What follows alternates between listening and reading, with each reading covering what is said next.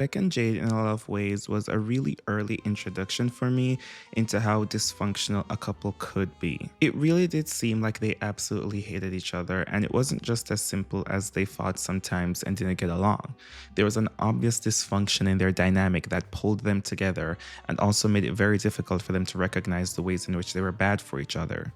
They fell in love with the problems in their relationship, and that's what kept them together for longer than it was probably beneficial for each other. So Jade and Beck's relationship is obviously dysfunctional, but something that people always seem to emphasize is the ways in which Jade is really mean and abrasive to Beck. So oftentimes it seems as if Jade is the sole reason for the dysfunction in their relationship, but Beck is also pretty toxic to Jade, and it's really interesting seeing this dynamic of these two characters being equally toxic to each other, where you question why they're even together because it's so obvious that their relationship does not work. But you can also tell that Jade and Beck love the toxicity.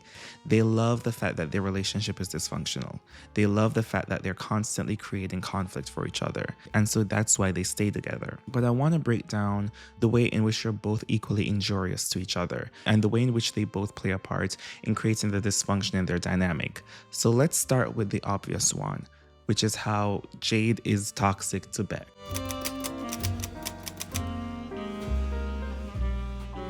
Now, the ways in which Jade is harmful and toxic to Beck is the most obvious reading of their relationship.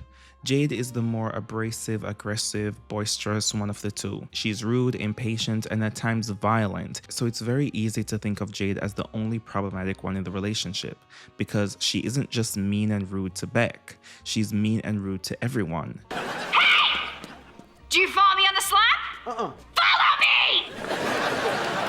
Jade kind of plays the antagonist of the series because Tori is the main character and she's constantly having conflicts with her. And so the framing around Jade has always been that she's the mean girl, the unreasonable one, the bad one, just an overall horrible person. Everyone in the school is afraid of her. Oh my God, Jade! I am so sorry. Please don't destroy me socially. I didn't mean. Just forget it. She scares me. Jade scares you? She scares everybody. I am gonna kill him! Oh. And that framing is only further supported by the fact that she's not only horrible to Beck, but that she's so rude and dismissive that it's kind of implied that her quote-unquote friends only tolerate her because she's dating Beck, who they actually like. We fight so much, even our friends don't want us around. Tori's not my friend. I only tolerate Robbie. No one likes Trina, and Kat's basically a pet. So we already enter her dynamic and relationship with Beck, understanding that she has issues, and so from that framing, it's very easy to acknowledge the ways in which she creates dysfunction in her romantic relationship. So when we analyze her relationship with Beck, it's very clear from their dynamic that Jade is very jealous and possessive of him. The costume designer was in your dressing room? Uh-huh. Was she cute? He was adorable. Dude, why are you rubbing my boyfriend?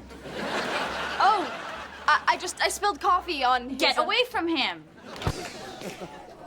1, 2, don't let me get to 3. Better.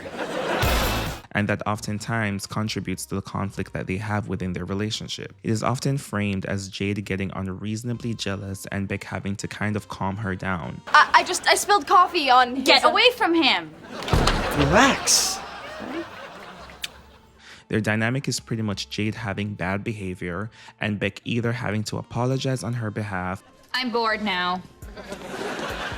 I apologize for her. Or explain away her behavior to other people, to present this in a way that she's not as bad as she actually seems, and that he's the only person who sees the good in her and understands her. Even in the episode where they break up in season 1, there was this framing around how Beck tolerates Jade, how Jade is unreasonable, she blows things out of proportion, and she's incredibly emotionally volatile and often acts without thinking things through. Beck! But you broke up with Beck. I know!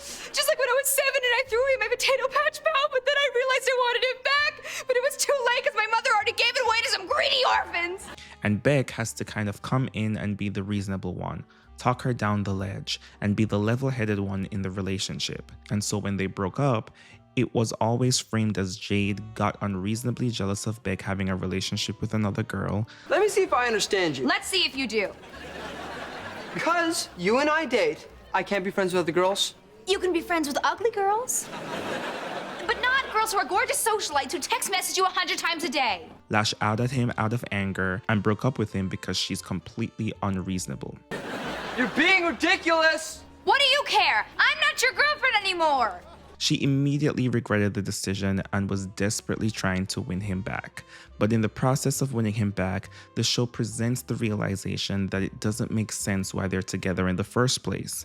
A lot of this could also easily be attributed to the fact that the show often wanted to toy with the idea of Tori and Beck getting together. So to make young fans feel comfortable with the idea of Tori and Beck being in a relationship, they have to reinforce the idea that Beck and Jade are not a good match for each other. So every Beck and Jade fight has this undercurrent of secretly hoping and wishing they break up just to create space for Tori to swoop in. Jade is presented as being the final obstacle preventing Tori and Beck from being together. It's no coincidence that at the core of most Beck and Tori arguments or conflicts, Tori is thrown into the middle, either trying to help them work through their problems or is the actual source of the conflict in their relationship. Are you all freaked out that I'm just friends with Alyssa Vaughn?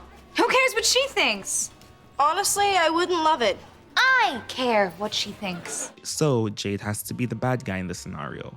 And when confronted with the idea that Beck and Jade are not right for each other, it's presented in this way of Jade being ungrateful and taking Beck for granted, not realizing how good she has it to just be with him. Who cares why she can't? I was just wondering why What, you need Tori around to have a good time? Is that your point? Dude, What? why can't... Jade! You're lucky to have Beck. Don't be such a gank. So the fact that Jade isn't really nice to Beck creates the idea in our mind that she doesn't deserve him, because what has she ever done for him? She didn't even get him a birthday present. I can't remember the last time she did one nice thing for me. Oh, come on, didn't you just have a birthday? She didn't get you anything for your birthday? She got me a can of lemonade. So from that framing, it calls into question the legitimacy of their relationship. What's also really highlighted in that episode is the kind of codependency that they have with each other, where as jealous and upset as Jade gets, and as much as she felt that Beck has crossed the line, she can never fully leave the relationship.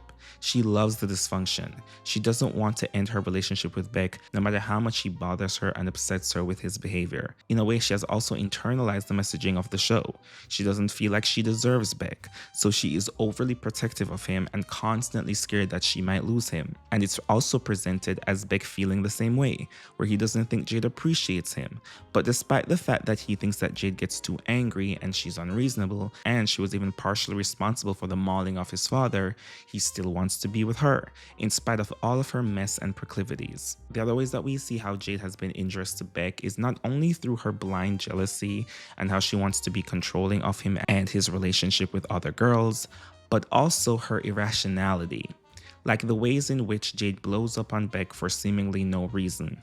He will ask something very benign of her, and she lashes out at him, she shouts and berates him, and accuses him of undermining or devaluing her. Been looked at it. I don't really... This is the first social event at this school we're going to since we got back together. Okay. You want to know what I'm gonna wear? I'm gonna wear a Hawaiian skirt, a black western top, and a cowboy hat. That sounds great. What is wrong with you? Jade has a very defensive attitude where if she feels she's being slighted in any way, her immediate instinct is to go into defense mode and fight back. And so there's lots of instances of Beck and Jade seemingly getting into a fight because Jade just flew off the handle for no reason whatsoever. Like it just came out of nowhere. And that's kind of the framing of Beck and Jade's toxicity and the dysfunction in their relationship. Jade being angry and just an all-around terrible person, and Beck having to put up with her and deal with her and excuse her behavior to other people. And it's also presented in this huge way of Jade being lucky that Beck puts up with her, because only a really kind, great person could tolerate someone as abusive and rude as Jade. So that's the popular framing of their dynamic in the show. But now let's talk about the inverse of that dynamic and the framing of how Beck is toxic to Jade.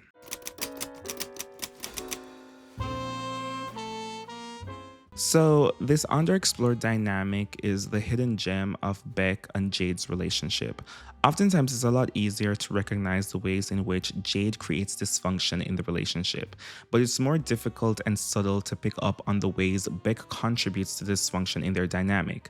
One of the ways that Beck creates dysfunction in the relationship is by exacerbating Jade's very obvious insecurities.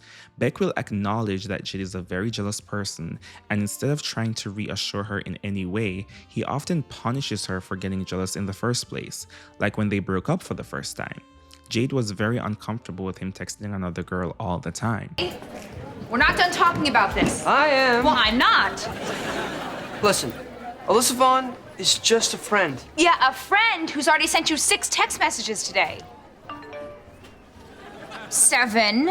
And instead of trying to reassure her or placate her in any way, he punishes her for overreacting and breaking up with him by flaunting the very girl Jade was insecure about to her face. You are amazing. You know that? Is that Alyssa Vaughn? Yeah, so? Nothing. She's gross. I'd try.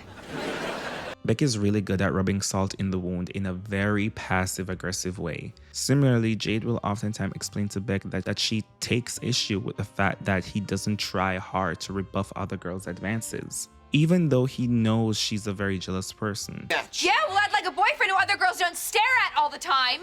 I thought this was a closet party.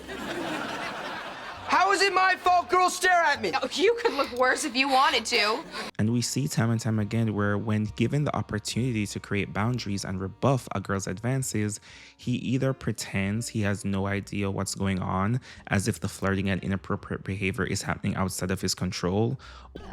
Crabby Kathy's about to get a little bit crabbier. I think those girls like Beck's fluffy American hair. Clearly.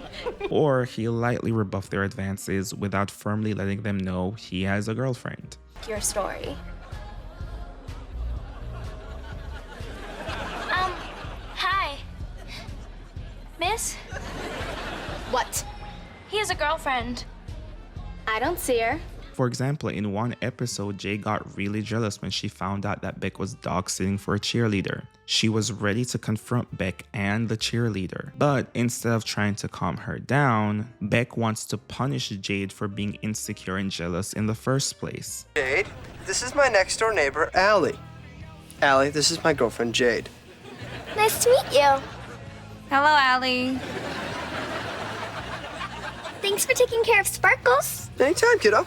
He lets her stew in her jealousy and decides to not tell her that the cheerleader he's dog sitting for is just a little girl. Beck will recognize that Jade has an insecurity about a specific girl and throws and flaunts the possibility of betrayal in her face. The way we're introduced to Beck and Jade is Jade getting unreasonably jealous of an interaction Beck had with Tori.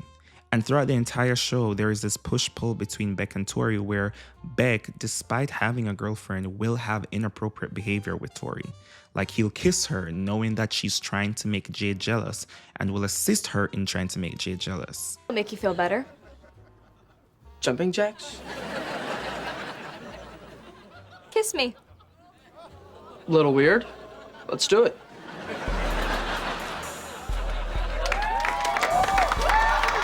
In fact, Beck and Jade's second breakup only serves as a preface to really take the Tori and Beck relationship seriously. Now that Jade was out of the way, the show was finally able to explore that possibility. This has been a great little experiment. Experiment? We proved that you and I can hang out, you know, just the two of us, and not have it turn into a datey thing. No doubt. So even when they're broken up, Beck tries to start a relationship with Tori, and Tori was the only one considering Jade's feelings. Yeah.